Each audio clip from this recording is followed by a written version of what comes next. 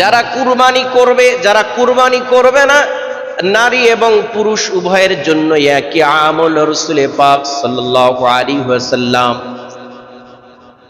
নবী পয়গম্বর আরবি সাল্লাল্লাহু আলাইহি ওয়াসাল্লামের কাছে একজন সাহাবী আসলেন। সাহাবী এসে জিজ্ঞেস করলেন, ইয়া রাসূলুল্লাহ সাল্লাল্লাহু আলাইহি ওয়াসাল্লাম, আমার এই বকরি আছে, আমার এই সম্পদ আছে।